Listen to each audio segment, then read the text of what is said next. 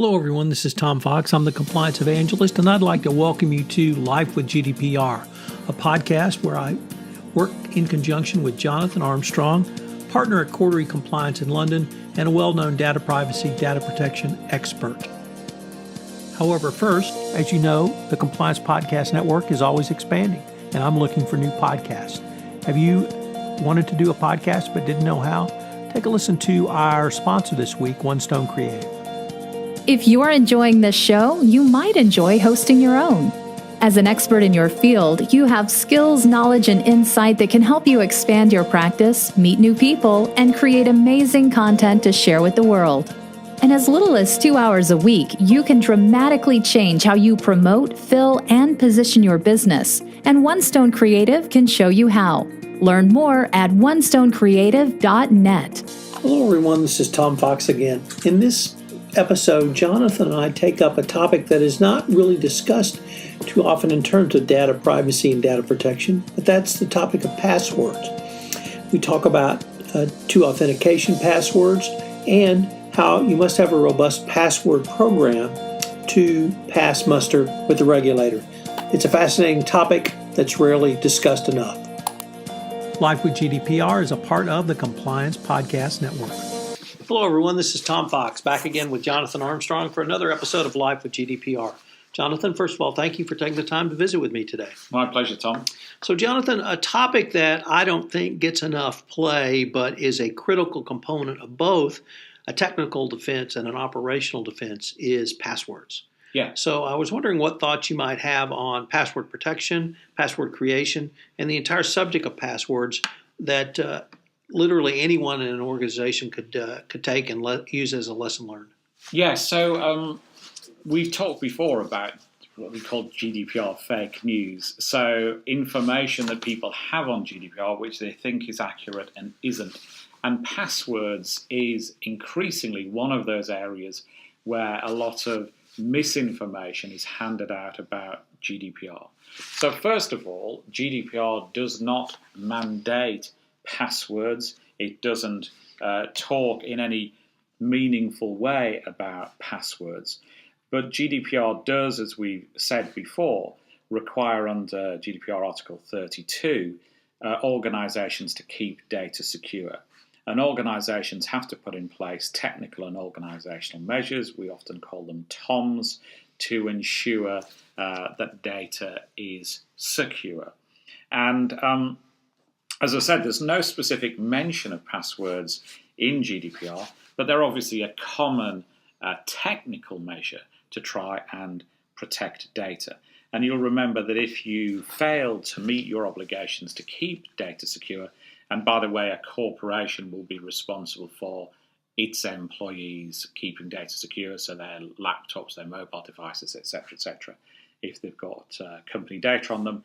If you can't keep that secure, then you might have to report to a data protection authority. And if you fail to pass a higher if there's a higher threshold of harm, then you might have to tell the individuals as well.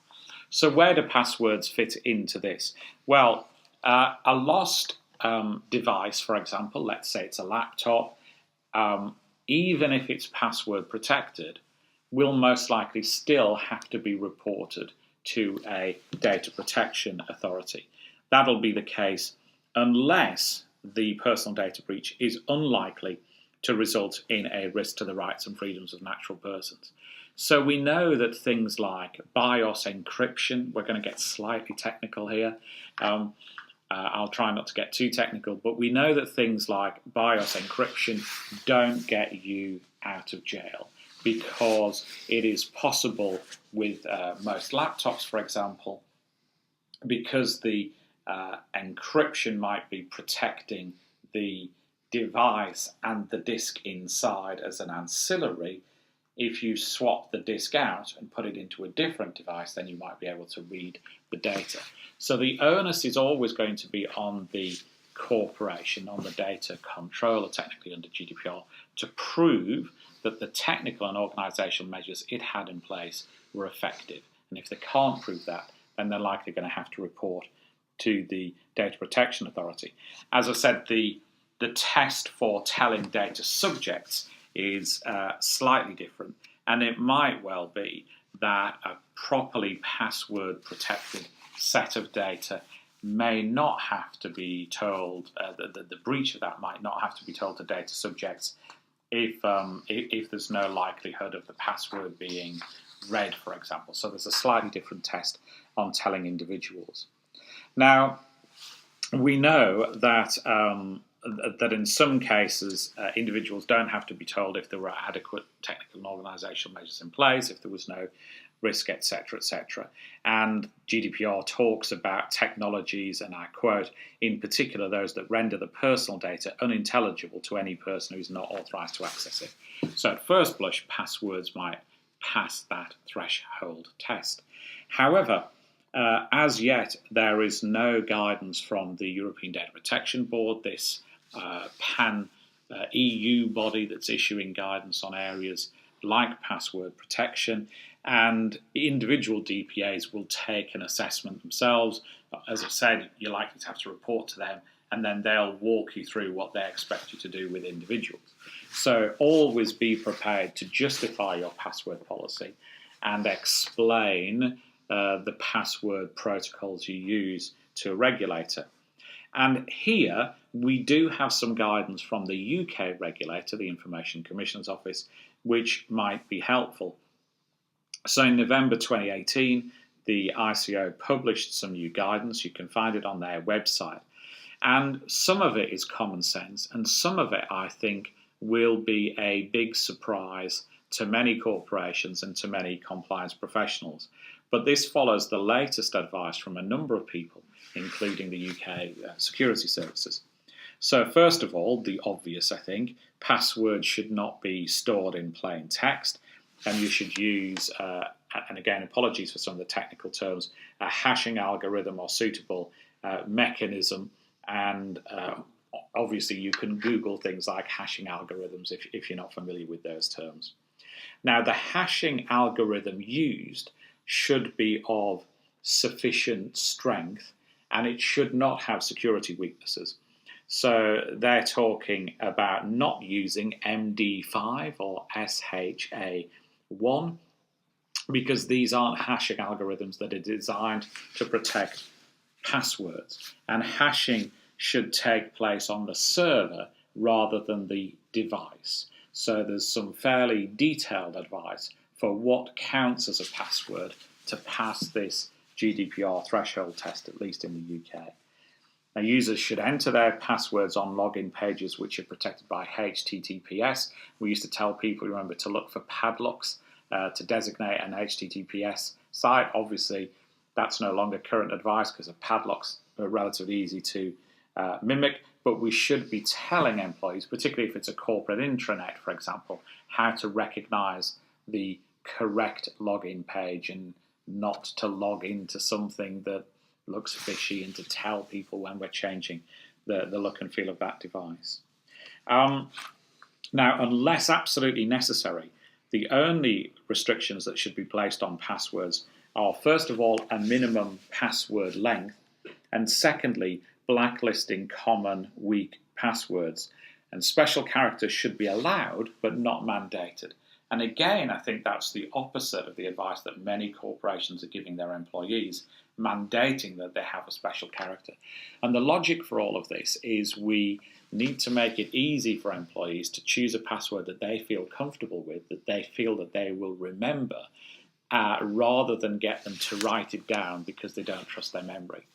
And the logic, of course, for prohibiting certain names and words that might be obvious is to stop people predicting that. So if you're a rail operator, you can't, allow the password to be, choo-choo. I did a project for a financial services business a few years ago where a large percentage of passwords included the word Beckham. So they had to ban David Beckham or variants of his name because that was too common a password. And you can download lists from time to time that tell you, that regrettably password 123 is still the most commonly used password, even in a corporate environment. So this obviously applies to you when you're permitting employees access to data, but also these security obligations extend to you if you're allowing customers to collect.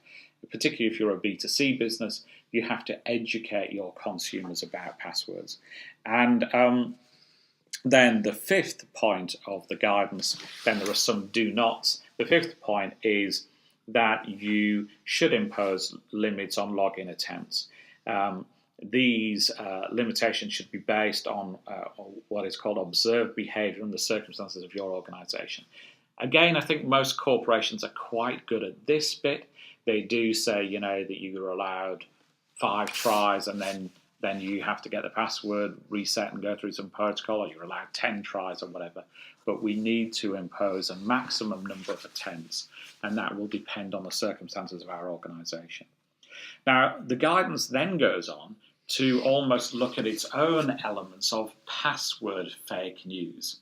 So there are some things that people think increase the security stance, and they don't. So the first one that the ICO says is password fake news, if you like, is you should prevent users from cutting and pasting a password into the password field. Now, the current advice is that that's not good practice because it defeats some password generation tools, and it's felt that password generation tools enhance security, not decrease it. So users should be allowed to cut and paste a password into the password field. Secondly, you shouldn't impose unnecessary requirements on passwords, so things like special characters, because that encourages people to use the same password across all their accounts, and they create weak passwords or ones that they think they're going to remember easily, or they write them down on a post-it note and stick them to the device.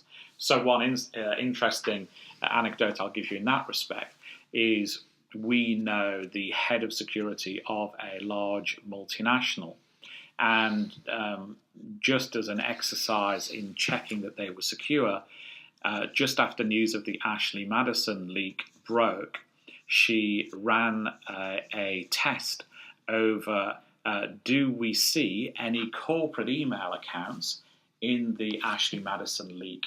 So has anybody in my organization used their corporate email account to sign up for a site that promotes marital infidelity?